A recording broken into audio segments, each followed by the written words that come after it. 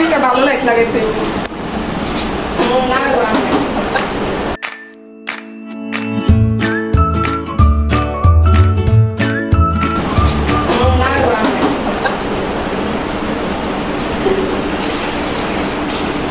দেখুন আপনারা কিভাবে কথা বলে লাভ নেই, পরে বয়স দিব। ছাকনি করে ওটা দাম অপোটা এটা দিই যেমন ওই আবার সেদিকে লাগবো না।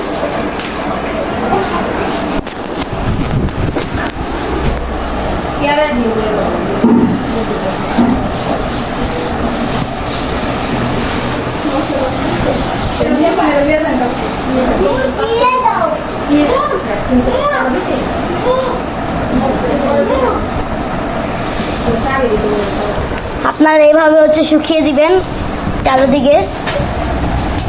আসলে যোগ্য লোকেরা এই কবুতরের কিছু কিছু লোক আছে সারা জীবন গলা শুকিয়ে তারা কাজ করে। ঠিক আছে, এত কিছু দিয়ে আসলে কবুতর কেনা বেচা হয় না। শখ সারা জীবন বাজার থাকবো না, তাহলে কি মানুষ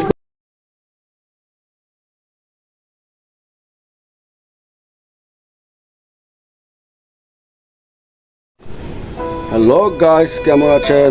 আসসালামু আলাইকুম। আশা করি সবাই ভালো আছেন। আজকে ছাদে আসলাম। ছাদে মানে প্রচুর গরম, রৌদ্র নাই কিন্তু প্রচুর গরম। তো তারপর আপনাদের জন্য আসলাম। আমি কিছু ধান, কবুতরের জন্য কিছু ধান আনছি, কারণ আমার বাচ্চাগুলো মোটামুটি এখন বাড়িঘর চিনা ফেলাইছে। যতটুকুই ফ্লাই করে তাদেরকে আমি এতদিন গম রেজা এই থোরের খাওয়াইছি।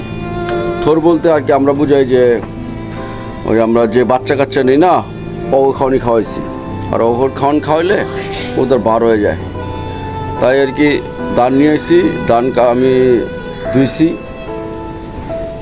তো ধোয়ার সময় তেমন ভিডিও করতে পারি না, তবু যতটুকু করছি অতটুকু আপনারা দেখতে পারতেছেন। এগুলো প্রথমে আমি 3 কেজি ধান আনছি। 3 কেজি ধান না বালতিতে ধুইলাম, প্রায় আধা ঘন্টা লাগে সব মিলে ধুইলাম। ধোয়ার পরে রাত্রে আনছি, তো কারণ আমরা রাত্রে সারাটা সময় পাই না, রাত্রে আই না পাঙ্খা ছেড়ে শুকাইছি। তো এখন আজকে রোদ্রে চিন্তা করছিলাম, কিন্তু রোদ নাই, কিন্তু প্রচুর গরম। আকাশটা বাতাস নেই, তো এই জন্য গরম লাগতেছে। তো ধান খাইলে উপকার হচ্ছে, আপনি উড়ানো কবুতর যদি ধান না খাওয়ান, ওই কবুতর উড়ে মজা পাবেন না। ওরা ক্লান্ত হয়ে যাবো, উড়বো কম।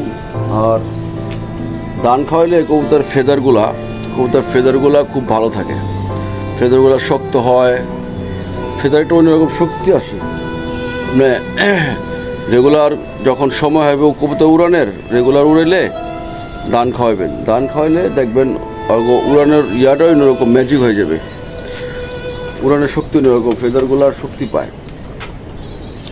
তো আমি প্রথমে ধান ধুইছি, ধুয়ার পাঙ্খা শুকাইছি। তো এখন রোদ নাই, তবে যতটুকু পারা যায় রৌদ্র আজকে না হলো এখন শুকনায় আছে, জ্বরে আছে খাবার, এমনি জ্বরে আছে শুকনা। কিন্তু তারপরও ড্রামে ভরে রাখবো। ড্রামে ভরে রাখলে মোটামুটি কালকে যদি রোদ উঠে, ইনশাল্লাহ কালকেই রোদ্রে দিয়া তারপরে শুকায় খাওয়াইতে দেবো। 1-2 দিনের জন্য কিছু হবে না, এতদিন খাওয়াইছি, 2 দিনের জন্য কিছু হবে না। তো যারাই কবুতরের বাচ্চা উড়ান বা বুড়া উড়ান, যারা উড়ান, এগুলা খেয়াল রাখবেন। কবুতরের ধান খাওয়াইতে দেবো। আর ধান খাওয়ার সময় অবশ্যই কবুতরের ধানের সাথে হালকা সরষের তেল মিলায়া তারপরে খাওয়াইবেন। আমি খাওয়াই আর কি, আমার কবুতর আমি 12 মাসে সরষের তেল খাওয়াই। আর সরষের তেল খাওয়াইলে ভিতরে ঠান্ডা যা আছে এগুলো চলে যায়। তো সরষের তেল দিয়ে আমি মাইখা সবসময় খাওয়াই। এগুলো খাওয়াইলে কবুতর ভালো থাকে। আমার মোটামুটি এখানে 12 পিস বাচ্চা এখন মোটামুটি ঘর চিনছে। আর এখানে নতুন 3 পিস, এগুলো আজকে ছেড়ে দেবো। আর এখানে আরও কবুতর আছে, এখানে 4 পিস, তারপরে এখানে আছে 16 পিস, তারপরে এখানে আছে আরও 4 পিস। এগুলো সব বাচ্চা, এগুলো সবই আস্তে আস্তে লাগামো। তো এক লগে ছাই নাকি 12 পিস কমপ্লিট হয়ে গেলে আমি আলা নতুন করে আবার বাকিটি ছাড়বো। এগুলো বাজার থেকে হাটের থেকে কিনা, বুঝছেন? আমার ঘরের বাচ্চা না, ঘরের বাচ্চা তেমন উঠতেছে না। ওই 4-5টা ফাল লাগাইছে, আর 4টা বাইরেছে। এগুলো আস্তে আস্তে এগুলোর সাথে দেবো, কারণ আমার ঘরের বাচ্চা খুব জৌরা, ওদের একা লাগানো যায় না। ওরা আকাশে উঠলে ছোটো বাচ্চায় মনে করেন যে অনেক সময় লাগে উড়ে, আবার মনে করেন হাইট উঠে জায়গায় হাইট উঠলে হাইট ব্যানিশ হয়ে গেলে হারানোর ভয় থাকে। এই জন্য আমি আমার ঘরের বাচ্চা এখনও লাগাই নেই। আর যে বিশেষ ছিলাম ধান কবুতরে খাওয়াইবেন। ধান খাওয়াইলে কবুতর অনেক ভালো থাকে, কবুতরের শরীরে অন্যরকম একটা ফিলিংস আসে, শক্তি আসে। এই ধান খাওয়াবেন। ধান যারা নতুন পালন করেন, ধান কবুতর সব থরে না, আমরা থরে খাওয়াই না ধান, আমরা শুধু উড়ানো কবুতরগুলি ধান খাওয়াই। কারণ উড়ানো কবুতর ধান খাইলে ফেদারের অনেক গোড়ার শক্তি আসে, ফেদারের শক্তি আসে, একটা শাইনিং বাড়ে, উড়ানোর স্পিড বেড়ে যায়। এটা খুব পুষ্টি থাকে ধানের ভিতরে, ঠিক আছে? এই জন্য কবুতরের ধান সবসময় খাওয়ার চেষ্টা করবেন। আর অবশ্যই যারা আমার ফ্রেন্ড ফলোয়ার আছেন, সাবস্ক্রাইব যারা আছেন, তারা আমার চ্যানেলটা সাবস্ক্রাইব করবেন। আমি অনেক খুশি, যেমন কালকে আমার অনেক সাবস্ক্রাইব বাড়ছে, আমি আপনাদের প্রতি অনেক খুশি। আস্তে আস্তে আপনারা আমাকে এগিয়ে নিয়ে যান, আমিও আপনাকে যতটুকু পারি ধারণা দেবো আস্তে আস্তে। আর সবাই আসলে ভিডিও করতে কষ্ট, অনেক কিন্তু কষ্ট, কারণ এই যে মনে করেন যে আজকে ছাদে আসতাম না, এখনও আসলো 10টা বাজে, আইসা কবুতর খাওয়ান দিয়ে চলে যেতাম। মানে গরমে ভালো লাগতেছে না, আজকে প্রচুর গরম, রৌদ্র নাই কিন্তু প্রচুর গরম।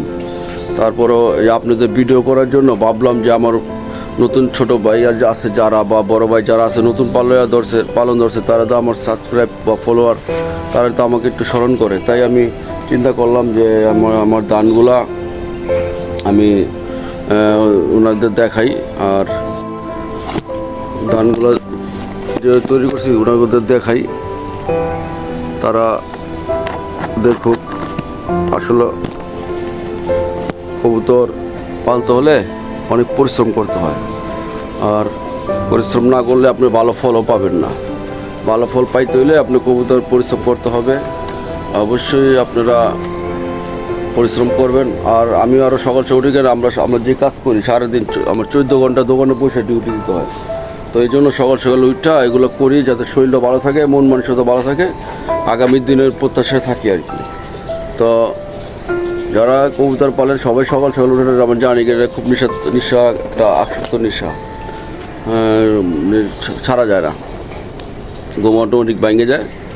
যাই হোক, এখন আমি আজকে ভিডিও বেশি একটা বড় করি নাই, যতটুকু করছি দেখবেন। আর দানগুলো অবশ্যই আপনারা কবুতরে খাওয়াইবেন, দান খাওয়াইলে উপকার হচ্ছে, কি বললাম ওই তো। আর সবাই ভালো থাকবেন, সুস্থ থাকবেন। তুমি কে আমি কে, বাঙালি, অজু নামাজের চাবি, নামাজ বেহেশতের চাবি। আসসালামু আলাইকুম।